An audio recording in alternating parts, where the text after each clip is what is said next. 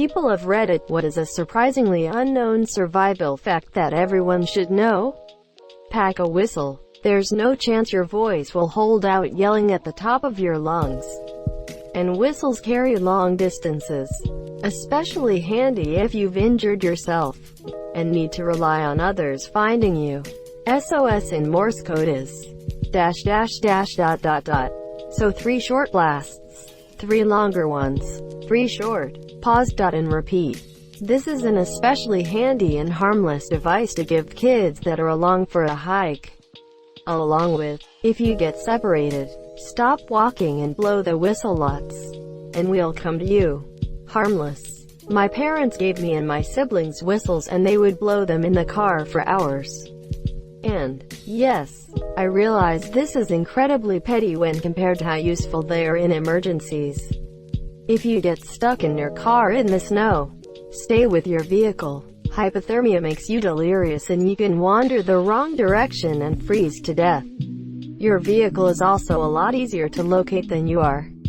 When I was younger and traveled a lot, a friend from Minnesota told me to keep an unopened bottle of water, a blanket, matches, candle and a rope in the car during the winter months. A wax candle will provide enough heat to keep the car warm enough to survive with the blanket around you. Tie the rope to the car if you get out to relieve yourself, that way you can find your way back by following the rope. If snowing, water, well that is obvious. Canadian here, I do the same. My sleeping bag lives in my trunk during winter. Also super convenient if you need to crash on a couch after a party. The other thing is to make sure the car exhaust is clear. If you keep the car running you may kill yourself by carbon monoxide otherwise. Also, if there's an empty bottle you can pee in it and use it for warmth for a while. When wild camping and hiking in Scotland, some Dutch outdoor guy told us to always keep tampons to start a fire. He was so right. In a wet environment, where all the leaves and branches are moist and the wind blows like crazy, we sometimes needed 5 hours to start a fire, and we needed the fire to at least have a warm meal in the night. They're the best fire starter. They're lightweight and tiny, easy to carry. You can pull them apart and there's a lot of easily burning material that you can use as a fire starter. They also frequently come in sealed plastic wrappers, so are basically waterproof. They are also, unsurprisingly, sterile and good at soaking up blood. Makes them amazing for treating wounds. Edit. A lot of people putting words in my mouth. I said nothing about gunshot wounds or serious trauma. I'm talking about cuts, scrapes, small gashes. When you're out in the woods and don't have access to proper medical supplies. I'm sure they'd work in an emergency for more serious injuries, but those aren't what I'm discussing. Obviously you should try to bring an actual medical kit with you. But I have used tampons in a pinch as a compress on minor bleeding injuries and they work great. Edit 2. Yes, I'm aware they're technically sanitary and not sterile, but that's not super relevant. The point here is that they're much less likely to introduce bacteria to a cut than if you were to, say, use something like a handkerchief or shirt. Well, now I extra don't want to be in a fire while on my period. Just tuck the wick in. Fuse. Here's one you can use every day. Know your exits. People will naturally want to go out the way they came in because it's the only exit they remember. Especially at places like concert venues. You don't have to be paranoid. Just take a quick glance and make a mental note. In the off chance an emergency happens, it could mean the difference between a swift and safe exit or being trampled in a panicking mass of people. That's something my dad always drilled into our heads any time we'd go to any big events. And he'd always bring a small flashlight. I've never had to use an emergency exit, but I always make a point of finding the nearest one. If you are drinking plenty of water but still showing signs of dehydration, headache, fatigue, muscle aches, blurred vision, stumbling around, you may be low on electrolytes. Salty foods can really help with this. But oral rehydration salts such as Pedialyte work even better and should probably be in more people's backpacks. Disclaimer: those symptoms aren't limited to dehydration and can also occur due to heat exhaustion, hypothermia, or altitude sickness. You just solved a big problem for me. Holy shit. I forgot about my salts. During the winter, it is way better to be slightly cold than it is to sweat. If you start to sweat, you can go hypothermic way faster. Reminds me of a quote from Bear Grylls. I need to work quickly before hypothermia sets in. But not too quickly, because then I'll start to sweat. The sweat will freeze, and then hypothermia sets in. Exposure and dehydration will fuck you up much faster than hunger. Bring spare socks. Your feet will rot if you don't. Rule of threes. 3 minutes without air, yeah dead. 3 hours exposed to extreme weather, yeah dead. 3 days without water, yeah dead. 3 weeks without food, yeah dead. And 3 months without hope. If you're having a bad time, talk to someone. Help is available, sometimes in the most unlikely of places. And making shelter is more than just a roof over your head. You lose more body heat to the ground than to the air. Proper bedding is just as, if not more, important than having walls and a roof around you. If you somehow are in a situation where you feel like you could drown and have no energy to go on, turn on your back and do the backstroke. Saved my life while at the beach last week after getting sucked out by rip current. Float for your life. When defending yourself, there is no need to fight fair. I tell my son, 14, this. Obviously you do not get violent until someone else does. But if someone has the intent of hurting you, it is fair game to punch them in the balls or worse. The eyes or the groin of the head. If by worse, you mean castrating them with your bare hands, then yes. I like to quote Coliant Noir here. When it comes to defending my life, I want the odds to be so lopsided in my favor even the devil has to second guess fucking with me. If you accidentally disturb a beehive or wasp nest and are being swarmed, do not run for water. It seems intuitive that jumping in water will keep the bees off you. But actually they will wait for you to resurface and resume stinging you. Instead, run as fast and as far away as you can. Bees, wasps are territorial and will not easily leave their home range. So once you leave their comfort zone, you're pretty much safe, or set yourself on fire. Asterisk taps forehead. Asterisk. You can squeeze relatively safe water out of moss. Obviously you should still boil it in and it's going to have some dirt, but it way better than drinking out of a steam or puddle. The amount of research I've done on moss for my thesis proves that this is indeed a safe method. You seem like you have an interesting doctorate. What was the subject of your thesis? This is my undergrad thesis. It's on bioreceptive architecture with moss as a bio. Long story, but be fascinating. Look up Marcos Cruz's work on living architecture. And here we are, a random Tuesday night, almost midnight. And suddenly I'm interested in the undergrad thesis of a random passerby on whether to squeeze water from moss. I'm not even kidding. This is a subject that never passed my mind, but now I start wondering and I am truly interested. What kinds of mosses are there? What are the risks? What other sources of water generally are nearby? Really interesting. Best of luck on your follow-up career.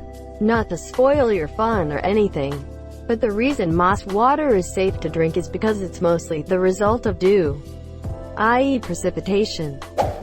Barrel cactus in the Sonoran Desert are not full of water as is commonly portrayed. Instead they are full of acidic solutions that induce vomiting and diarrhea if consumed.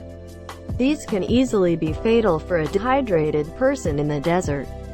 The barrel cactus fruit, by contrast, is one of the most agreeable edibles in the cactus world. They're easy to pick, thornless, and tasty. I was led to believe that you should drink cactus juice. It'll quench you. Nothing's quenchier, and it's the quenchiest. If you drink it, you'll see a friendly giant mushroom as your mushy giant friend. A mirror is the best way to signal for help. You can use the reflection of the sun directed at a boat or plane like you sibling would to annoy you. The proper way to use a mirror to signal for help is to hold up one hand with a peace sign and position it so that whatever you are trying to signal can be seen between your fingers. Then shine the light from the mirror on your fingers. This guarantees that whatever you are signaling can see the light. Just because you're drinking water doesn't mean you're safe. You need to take in salt as well. I've seen this kick people's asses big time. They drink and drink and drink water but still overheat, throw up, pass out because they didn't take in any salt or electrolytes. I didn't learn until I started taking holidays to hotter places than normal that I can be quite sensitive to the heat. I thought I was doing a good job looking after myself and drinking plenty of water, but 2 holidays in a row I ended up throwing up from the heat and honestly feeling pretty shitty. After the second time I did a bit of research how to better look after myself. Again, I was drinking plenty of water so I wasn't dehydrated, and found out that throwing up from the heat can be a symptom of drinking too much water without replenishing the salts. Started making sure to drink things like Gatorade and adding little sports salts replenishment to my water and haven't had a problem since. If you are lost in the wilderness, if you have shelter and a source of water, and if you have reason to believe people will be looking for you, you are usually better to stay put than to try to find your way out. Wandering around lost, you expend a lot of energy. You could easily get into a far worse situation, and anyone looking for you will likely start at your last known or expected location, which, if you are lost, you might be wandering farther from, monsieur. This is not always the case. It depends on if you are injured or not, and the nature of the injuries, on your relative safety, where you are at, how far you are relative to your expected or last known location, how visible you are, and a number of other situational factors. It is often worth a low-risk climb to a better vantage point if possible. People have died a few hundred meters from a road which could have led them to safety. I've participated in a number of lost personnel searches. This is very good advice. If they know what area you are in, they'll simply grid it off and start doing line searches.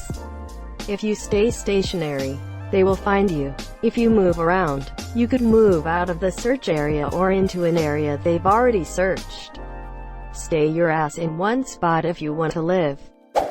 The ability to weave, looked at as more of a craft than a survival skill.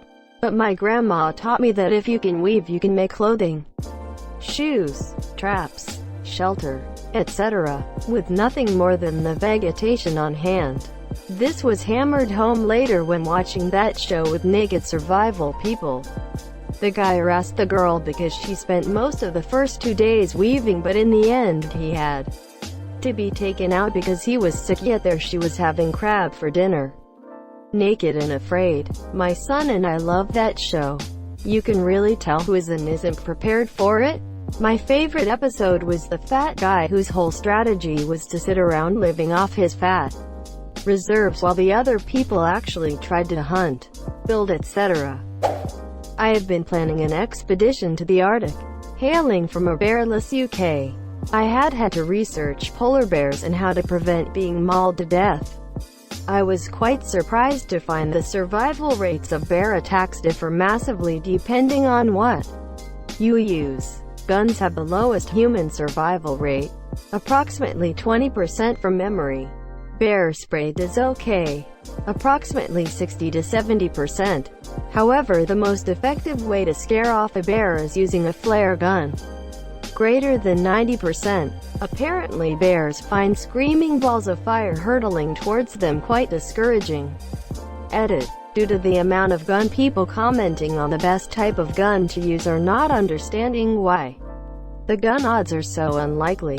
Let me elaborate so I can stop repeating myself in the comments. Polar bears are larger than grizzlies. They are walking walls of muscles and claw. They are built for Arctic stealth and are fast as hell. Not only that, but they are highly intelligent. Chances are, you are now the second most intelligent being in this showdown. By the time you notice the polar bear, you have only a few seconds to react. The Arctic can reach temperatures well below -50 degrees Celsius. It's cold. Your movements are already slow and reactions are sluggish. Once you've noticed the bear, you need to take your gloves off. Get your gun off your pack. Aim and shoot.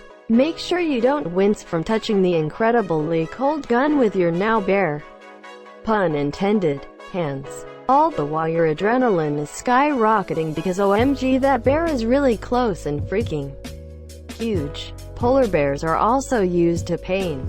They often fight to win a mate, usually to the death. Anything other than a kill shot will only piss it off. Not to mention, those few precious seconds only count on a good day. You'll probably have to face high winds and heavy snowfall. This will reduce your visibility and therefore the bear will be even closer before you notice it. And now you have to take wind into consideration while aiming.